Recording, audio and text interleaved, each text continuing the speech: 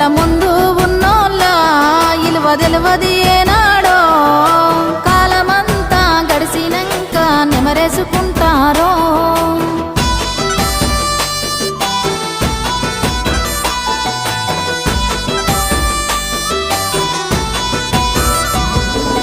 ఇనరా భారత ఈర కుమార ఏరోని హరికథను మన కల్వకుంట్ల కథను